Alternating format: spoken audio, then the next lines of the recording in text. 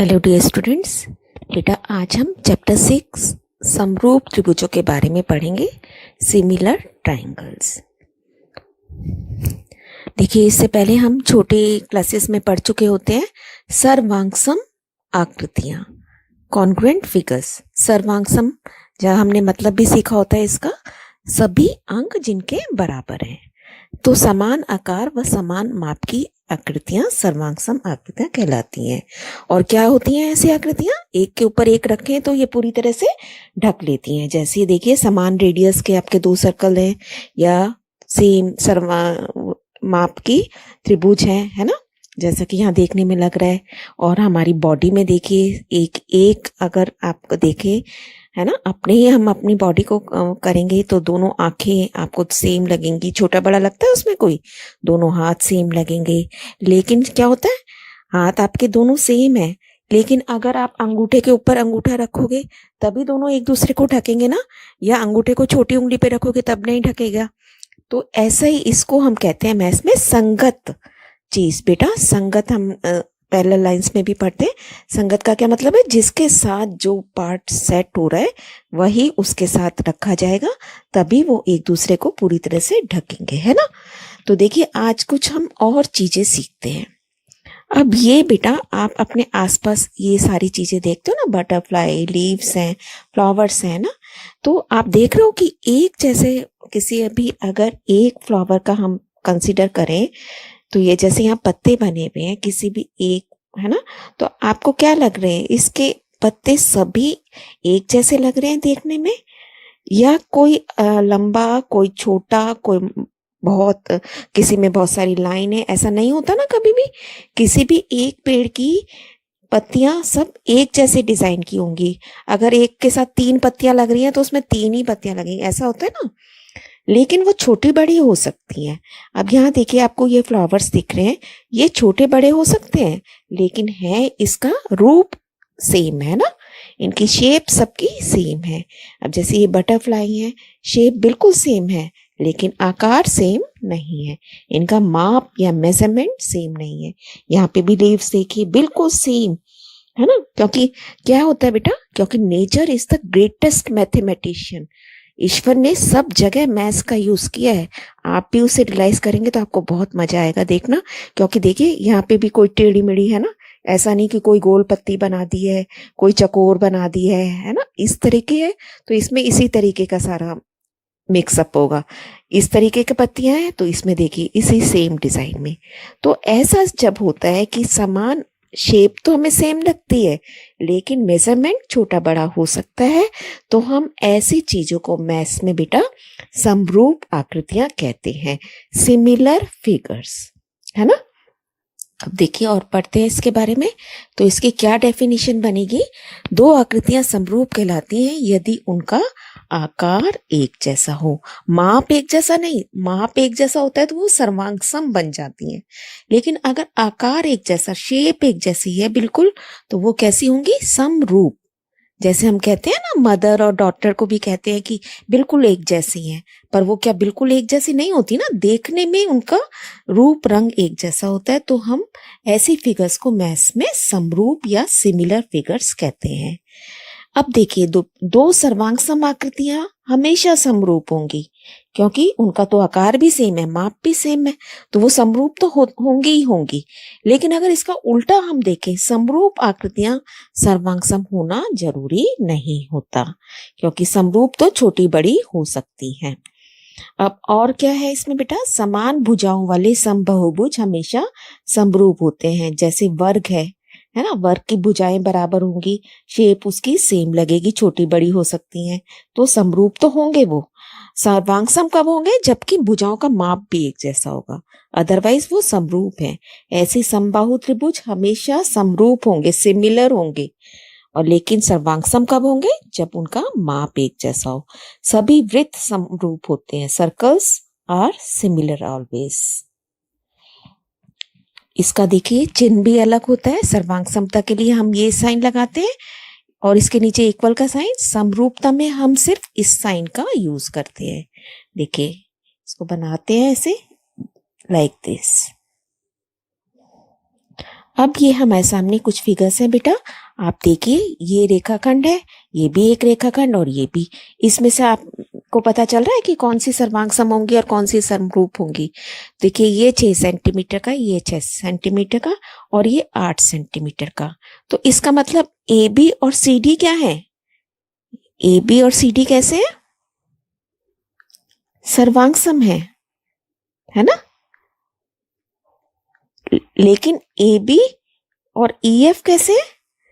समरूप है ये, क्योंकि इनका माप एक जैसा नहीं है, शेप एक जैसी है ना, इसी तरीके से रेखाखंड बना हुआ है, तो इसलिए ये समरूप है और इधर ये सर्वांग सम है। नेक्स्ट देखिए, इसमें फिर से चेक करते हैं। ये 3 सेंटीमीटर का वर्ग है, ये 4 सेंटीमीटर का, ये 5 सेंटीमीटर का। तो सारे आपस में क्या है? समरूप है। यहाँ पे सर्वांग सम कोई भी नहीं है। सभी वर्ग स्क्वायर्स आपस में कैसे हैं बेटा? समरूप हैं, ये सर्वांग सम नहीं है। तो इसको नंबर अगर हम दे दे 1 2 3, तो आप क्या लिखेंगे यहाँ पे? ऑल 3 स्क्वायर्स या तीनों वर्ग आर सिमिलर। हिंदी में लिखेंगे तो तीनों वर्ग समरूप हैं। नेक्स्ट देखिए, इसमें फिर से चेक करते हैं सर्वांग सम कौन है, समरूप कौन है। रेडियस देखनी पड़ेगी, ये 1 सेंटीमीटर, ये 1 सेंटीमीटर, तो ये दोनों कैसे हो गए आपस में? सर्वांग सम, है ना। ये 1 ये 3, शेप तो एक जैसी है, तो ये कैसे रहेंगे? समरूप। ये भी आपस में कैसे रहेंगे? समरूप, है ना। तो सर्वांग सम सिर्फ ये फर्स्ट और सेकंड है और बाकी ये सब आपस में समरूप हैं। नेक्स्ट देखिए, ये हमारे पास जैसे एक ही बॉडी के पैर के निशान आपको दिख रहे हैं, तो ये कैसे है बेटा? छोटे बड़ा होता है कभी आपका पैर? नहीं ना। तो ये सर्वांग सम है। लेकिन कब होगा सर्वांग सम? एक दूसरे को कब ढकेगा? जब बिल्कुल इसको इसी के कॉरस्पॉन्डिंग साइड्स पे रखा जाएगा, ऐसे ये। लेकिन यहाँ पे ये क्या है? ये समरूप है। इधर देखिए, ये भी समरूप है। यहाँ पे भी एक छोटा बड़ा दिख रहा है आपको, तो these figures are also similar. अब जो बेटा हमारा मेन टॉपिक है, जो हमें करना है, वो हमें त्रिभुजों की समरूपता के बारे में पढ़ना है, सिमिलैरिटी ऑफ ट्रायंगल्स। तो 2 त्रिभुज हम समझ गए हैं, कंसेप्ट समझ गए हैं कि समरूपता क्या होती है, जब शेप सेम हो, है ना। लेकिन माप का सेम होना जरूरी नहीं है। लेकिन कुछ तो आप कहोगे ना, छोटा बड़ा कुछ तो बताओगे। अगर सपोज मैं आपको एक ऐसे दे देती हूँ, एक ट्रायंगल मैंने ऐसे बनाया, देखिए इसको सही करके बनाते हैं। एक ट्रायंगल बेटा आपने इस तरीके से बनाया, ठीक है, और एक ट्रायंगल इस तरीके से बना रही हूं मैं। ये देखिए, ये आपको ट्रायंगल कैसा लग रहा है? ये 90 डिग्री का लग रहा है, और यहाँ पे कोई लग रहा है 90 डिग्री का कोण? नहीं लग रहा ना। तो ये तो बिल्कुल भी समरूप नहीं होंगे, ठीक है। तो समरूप होने के लिए भी कुछ कंडीशन होगी। इसका मतलब ये नहीं कि दोनों त्रिभुज हैं तो ये दोनों समरूप हो गए। यहाँ पे भी है ना, किसी न किसी की कंडीशन हमें यूज करनी पड़ेगी। तो क्या होती है बेटा, 2 त्रिभुज समरूप कब होंगे? जबकि किसी भी एक त्रिभुज के 2 कोण दूसरे त्रिभुज के 2 संगत कोणों के, संगत आप समझ गए हैं, अभी हम आगे करेंगे तो और क्लियर हो जाएगा।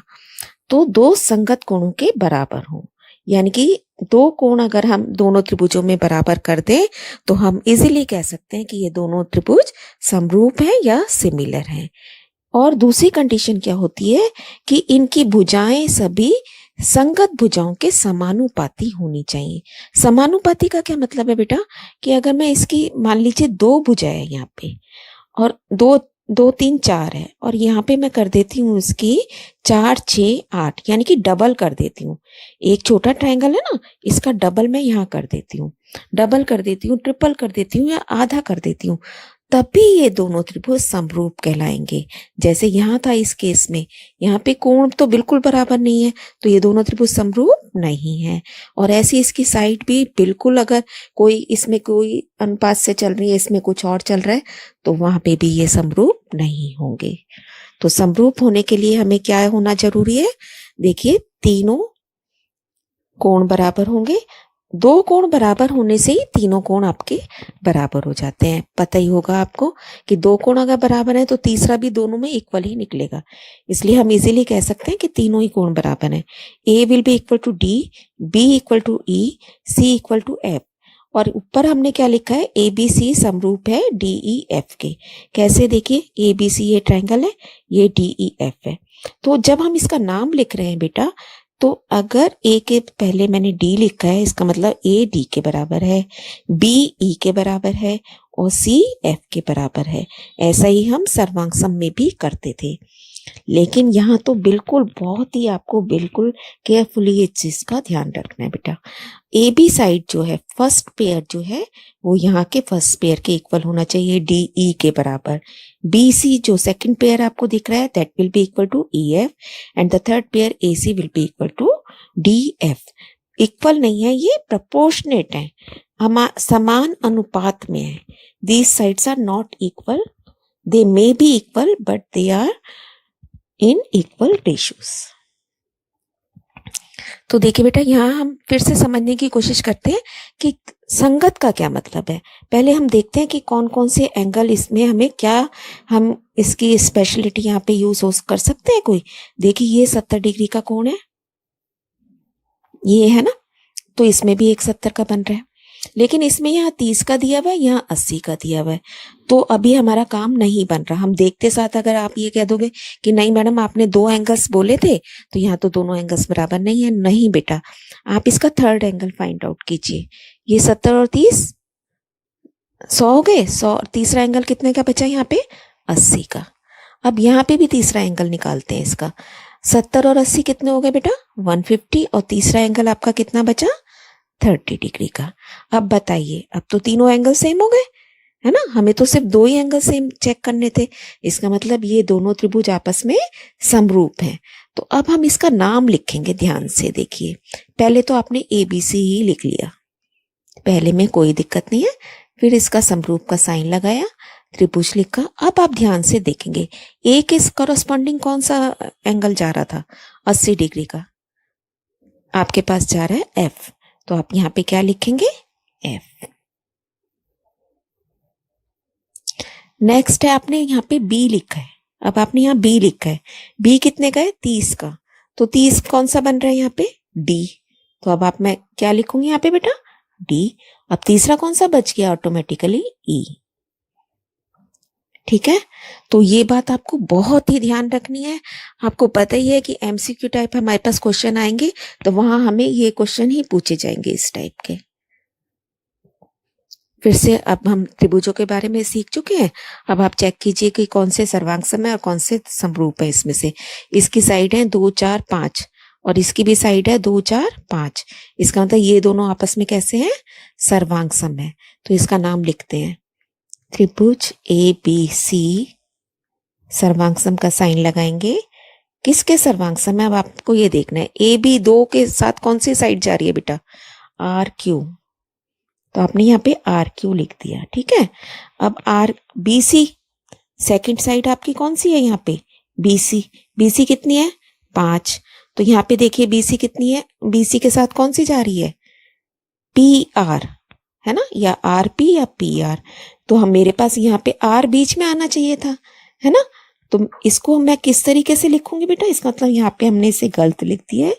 हम इसे कैसे लिखेंगे, क्यू आर, जिससे कि आर को मैं सेकंड नंबर पे ले आऊं और अब थर्ड नंबर आपका पी आ जाएगा। अब चेक कीजिए फिर से, ए बी 2 थी, उसके साथ क्यू आर 2 आ गई, है ना। फिर बी सी 5 है, बी सी के साथ पी आर आना चाहिए, तो वो आर पी आ गया हमारा। थर्ड साइड इज ए सी कितनी है, 4। तो यहाँ पे हमारा आना चाहिए पी क्यू, तो पी क्यू या क्यू पी एक ही बात है ना। तो इस तरीके से इसके नाम लिखे जाएंगे, देखिए ध्यान से। अब चेक करते हैं समरूपता के लिए। 2 का डबल बेटा 4 कर दिया इसने, 4 का डबल 8 कर दिया और 5 का डबल 10 कर दिया, है ना। इसका मतलब डबल कर दिया, साइड का रेशो सबको एक ही अनुपात से बढ़ाया जा रहा है ना। छोटा बड़ा नहीं है कि कहीं डबल कर दिया कहीं आधा कर दिया, ऐसा कुछ नहीं है ना, डबल किया है सीधा। तो हम क्या लिखेंगे अब की बार? देखिए, त्रिभुज ABC समरूप का आप साइन लगाएंगे। ये तो मुझे पता चल गया कि रेशो डबल है। साइड इसकी कैसी है? इसकी साइड को अगर हम रेशो में लिखेंगे, देखिए मैं कैसे लिखूंगी। AB के साथ कौन सी साइड जा रही है? XY। BC के साथ कौन सी साइड जा रही है? BC 5, तो YZ जा रहा है बेटा, है ना। और तीसरी साइड है AC। AC के साथ कौन सी साइड जाएगी? 4 के साथ डबल XZ। और जब हम इनकी वैल्यूज रखेंगे तो सब कुछ कट के 1/2 आ जाएगा आपके पास, है ना। अब हम इसका नाम लिख रहे हैं। देखिए यहाँ पे कौन सा नाम बनेगा? AB के साथ कौन सी भुजा है? XY, यहीं से हमें पता चल गया। और BC के साथ कौन सी भुजा है? YZ, तो तीसरा नाम इसका मतलब Z। बिल्कुल ठीक सेट हो रहा है हमारा। ठीक है बेटा, तो ये आपको बहुत थोड़ी सी प्रैक्टिस करेंगे तो आपको क्लियर हो जाएगा ये सब।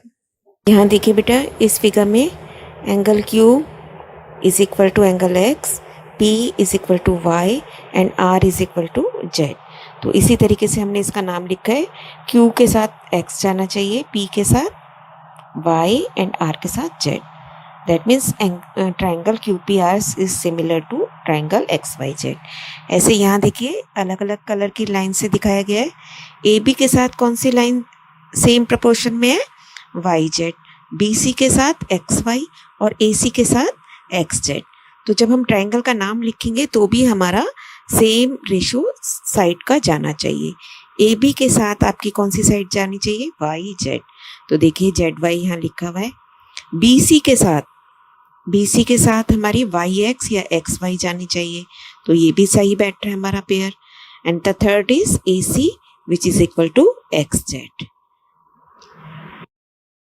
नेक्स्ट कुछ हमारे पास सिमिलैरिटी के क्राइटेरिया है बेटा कि अगर हमारे वो प्रूव हो जाते हैं तो हम इजीली कह सकते हैं कि दोनों त्रिभुज समरूप होंगे। तो पहला तो है कि तीनों साइड समानुपाती होनी चाहिए, SSS। इसका मतलब है अगर डबल हो रही है तो डबल, आधी है तो आधी हो रही है, दूसरी में सारी साइड आधी हो रही है, डबल हो रही है तो सारी ही डबल हो रही है, ट्रिपल हो रही है तो सारी ट्रिपल। तो इस तरीके से अगर तीनों साइड्स का रेशियो समानुपात में होता है तो दोनों त्रिभुज समरूप होते हैं। जैसे यहाँ पे देखिए 15, 20, 25, यहाँ पे है 30, 40, 50, डबल कर दिया इसने, 1/2 सबका रेशियो आ रहा है। नेक्स्ट है SAS, यानी कि दो भुजाओं का जोड़ा समानुपात हो और उनके बीच का कोण बराबर हो।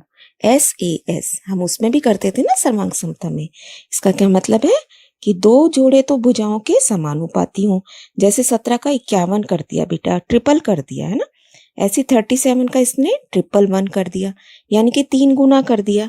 और बीच का जो इन दोनों के साइड्स के बीच का एंगल है वो इक्वल है। अगर ये कंडीशन आपको कहीं दिख रही है तब भी हम इजीली कह देंगे कि ये दोनों त्रिभुज आपस में सिमिलर है या समरूप है। नेक्स्ट है दो कोणों का क्राइटेरिया, जो कि हम सीख ही चुके हैं कि यदि दो कोण आपस में बराबर हो तो भी हम सीधा कहते हैं कि दोनों त्रिभुज आपस में समरूप हैं। नेक्स्ट देखिए बेटा, ये हमारी वर्कशीट 24 में क्वेश्चंस दिए गए थे। अब आप इसका कंसेप्ट अच्छे से समझ चुके हैं और आप ये क्वेश्चन अपने आप करेंगे। कीप ऑन लर्निंग बेटा, स्टे ब्लेस्ड।